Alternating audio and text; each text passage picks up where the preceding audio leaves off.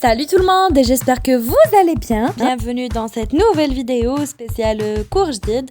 درس جديد اللي راح نتعرفوا فيه على une nouvelle bactérie. اليوم راح نشوفوا Shigella. Je vous laisse avec une petite introduction et on va entamer notre cours. C'est parti les amis. Shigella, c'est une bactérie qui cause la diarrhée, la fièvre et des douleurs abdominales. La transmission de Shigella passe soit par le contact direct d'un porteur sain à un autre ou par leurs fesses, elle est trouvée sous microscope, ou bien soit par la consommation des aliments et de l'eau contaminée. Les symptômes paraissent dans les 12 heures après la pénétration de cette bactérie ou au maximum 3 jours après l'infection. Les statistiques ont montré que 20% de personnes ont été touchées par cette bactérie après consommation des aliments contaminés, environ 5 millions de cas dans une année. L'utilisation des antibiotiques peut au moins limiter les symptômes et la durée de la maladie. Merci beaucoup. Après voir la petite introduction, maintenant on va détailler cette espèce. Shigella. Shigella, elle est reconnue comme l'agent causal de la dysénétrie bacillaire, ou ce qu'on appelle la shigellose.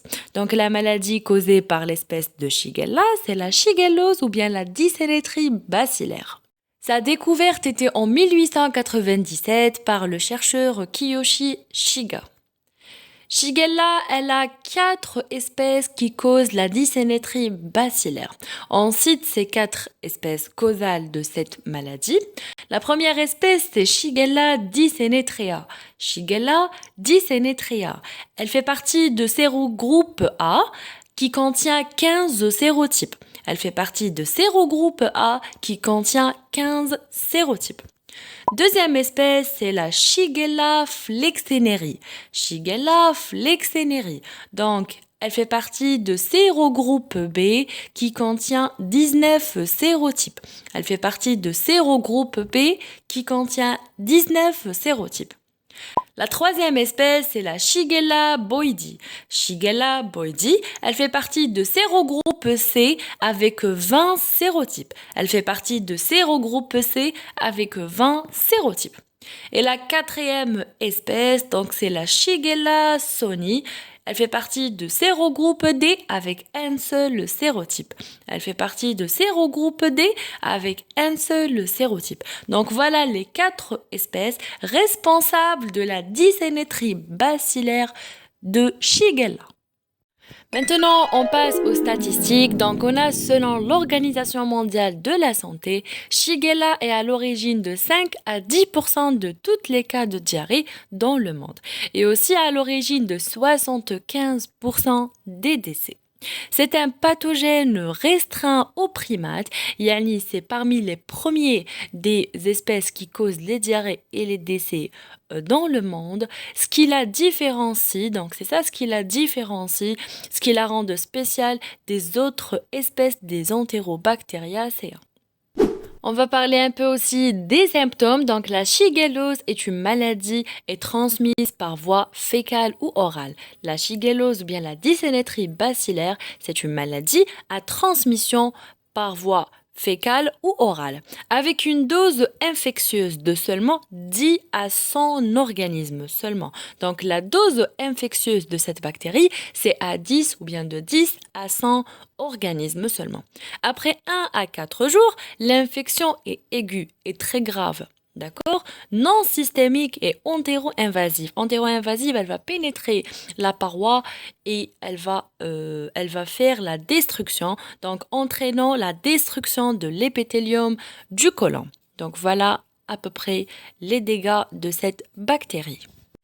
La shigellose ou bien la dysénétrie bacillaire est caractérisée par une diarrhée aqueuse, c'est-à-dire elle contient de l'eau ou elle contient du sang, par des crampes abdominales et par de la fièvre.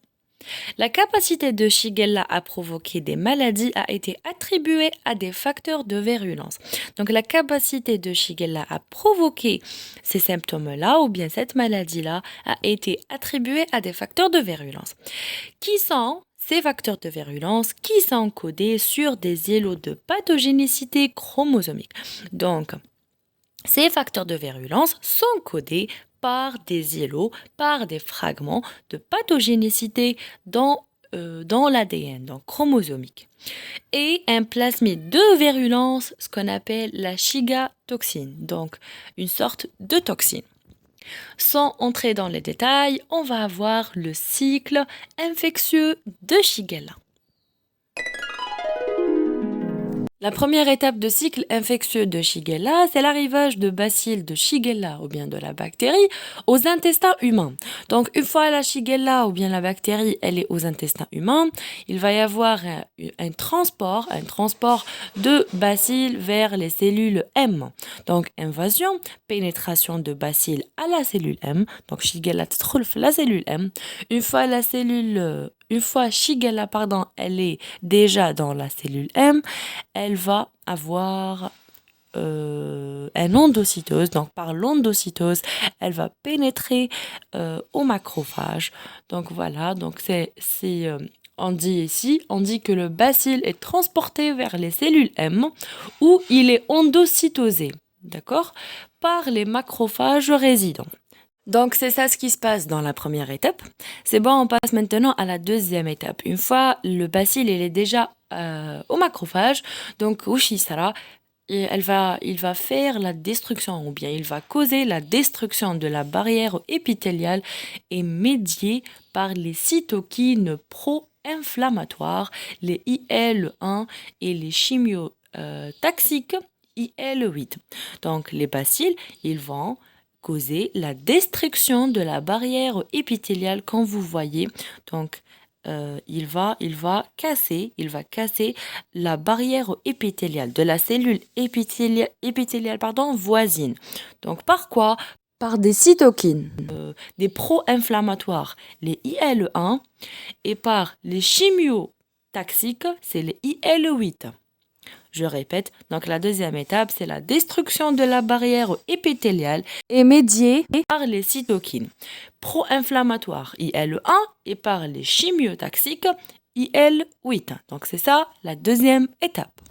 On arrive maintenant à la troisième étape, c'est le recrutement des leucocytes PMN qui voyagent de l'épithélium colique basolatéral à l'apical. Donc vous voyez, donc la troisième étape c'est quoi? C'est la migration, bien le voyage, d'accord, de la cellule PMN, donc c'est une cellule de l'épithélium colique basolatéral, dit là l'épithélium apical, d'accord? Donc c'est ça la troisième étape, c'est la migration de la cellule PMN.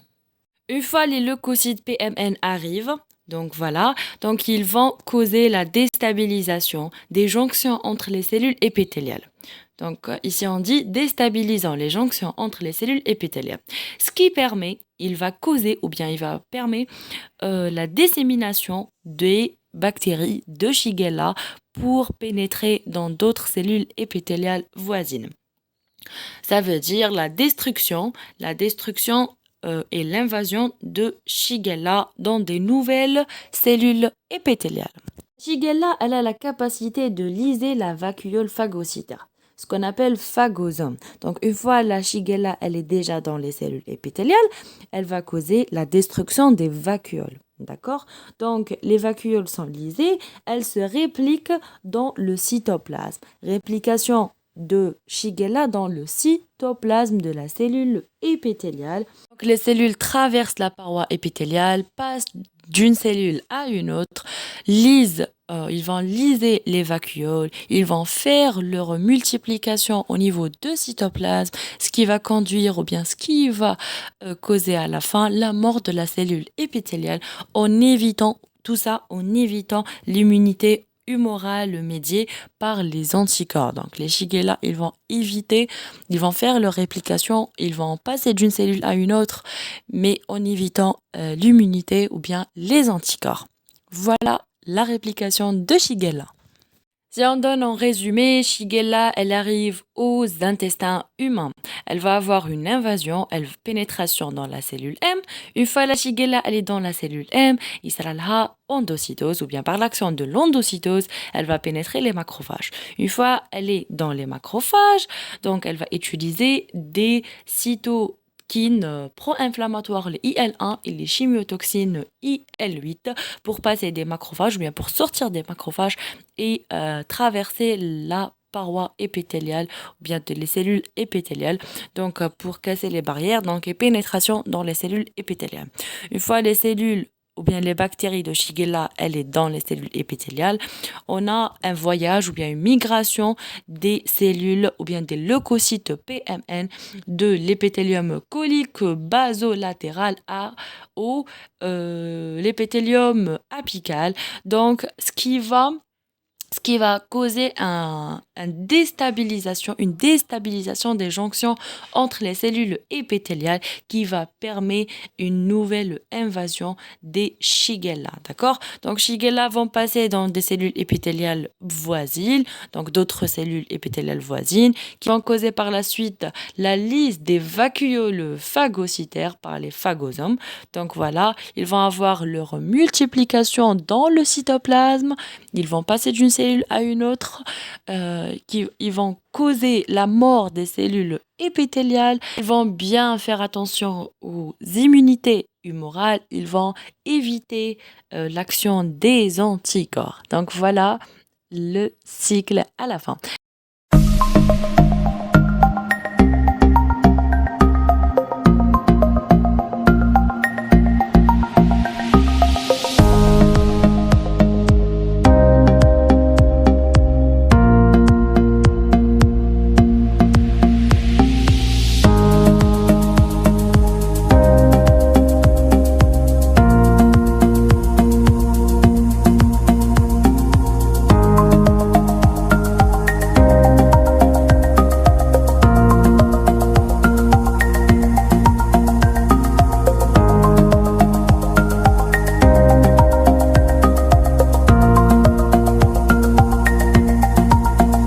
avec cela les amis كنا لحقنا لنهاية هاد لا فيديو نتمنى تكونوا استفدتوا ولو بالقليل دونك ديروا لي ابوني استناو لي في لي كور الجايين ان شاء الله au revoir et très très bientôt et très très bon courage.